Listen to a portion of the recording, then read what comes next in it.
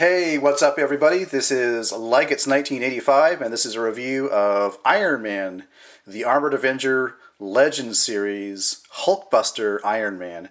And real quick, let's first take a quick look at the actual packaging for the figure. It has the Avengers Assemble logo on the top there, a nice picture of Iron Man here on the side. In the background you can see a picture of the arc reactor.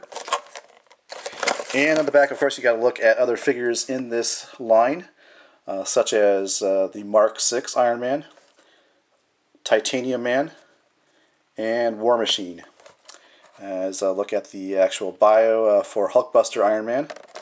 And this figure was apparently released back in 2010.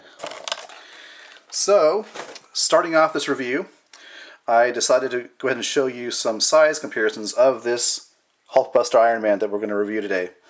I measured off camera. This figure is actually 6.5 inches tall from the bottom of the feet to the top of his helmet there. But just to kind of illustrate the size comparison, first up I'll show you a comparison with the 3 3/4 scale Iron Man. You can see there. And next up I'll bring in the Walmart 6-inch scale War Machine.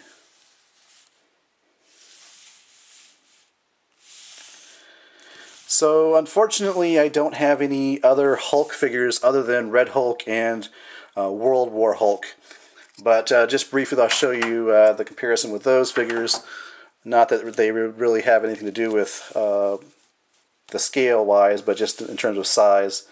You can see there's Marvel Universe Red Hulk and World War Hulk. Now finally, some comparisons with other Hulkbuster Iron Man figures. Here is the Iron Man 2, I believe it's the comic series Hulkbuster Iron Man. Of course that's on the 3 3/4 inch scale. And finally,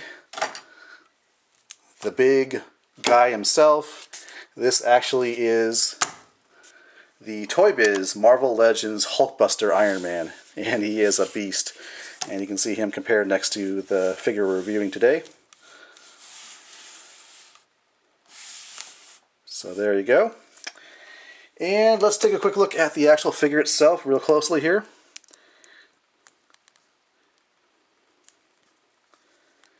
As you can see, it's got a backpack here. The backpack does remove.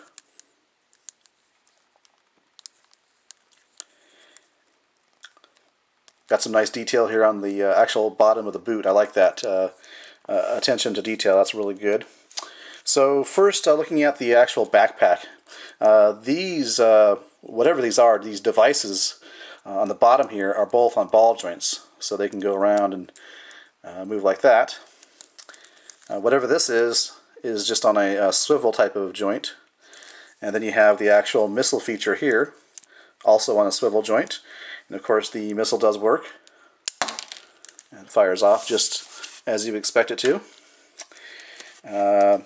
Most likely I'll be displaying this figure without the backpack, but you can see it just pegs into the back of the Hulkbuster Iron Man armor there. And the other feature of this action figure is the fact that the helmet does remove, revealing the normal Iron Man head there. And this does stay on really nicely. You just kind of have to make sure it's all the way on there securely, and it should stay on there just fine. But moving on to articulation, without the helmet on, the actual Iron Man head can look left and right, just slightly up. There's not much range of articulation like that, but left and right. The shoulder armor here is independent of the actual shoulder, so that articulates like that. You do have shoulder articulation here, all the way around, making the arm go out to the side like that. Swivel at the bicep, and really nice to see 2 points of articulation at the elbow, which is nice.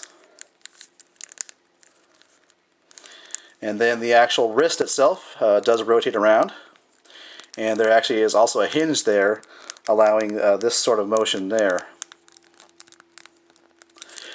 Excellent ab articulation, as you can see, all the way around at the ab section, like that. So really nice range of movement there. Coming to the hips and how it articulates the leg. Well, first off, on this figure, this armor on the side here, it's made of a really, really rigid, stiff plastic. So you're really not going to get the leg out much to the side, really. I mean, that's really all you're going to get. And I suspect what Hasbro has done is they've used the Iron Man 2 joint here, where you have to rotate this ball around in order to get the leg to go in the direction forward or out to the side, depending on the direction of the joint there. But it doesn't really matter because of this armor here. You're not going to get the leg out anyways. So anyways, just a note about that particular joint. Then you have a swivel there at the thigh, 2 points of articulation at the knee, which is really nice. You can see the armor here moving a little bit. You have articulation at the ankles all the way around, and like that. So, really nice figure. It's a little bit expensive, but then again, I bought it at Toys R Us. But that's really only where I've seen this. I've never seen it at Walmart or Target in my local area. So when I first saw it at Toys R Us recently, I just decided to pick it up. If I see the other Armored Avenger line of Iron Man figures on sale for $10 or less, I will certainly pick up a couple more of those as well. But this is the main one I wanted, the Hulkbuster Iron Man. So really cool there. And like I said, I won't be really displaying probably this figure with a backpack on, although on second thought, now that I think about it, it's a nice way to keep all the accessories together is just to have it pegged on his back. So I may end up doing that. I haven't really decided yet what to do with that. But this is a look, or has been a look, at the Iron Man Armored Avenger Legends Series Hulkbuster Iron Man. Thanks for watching.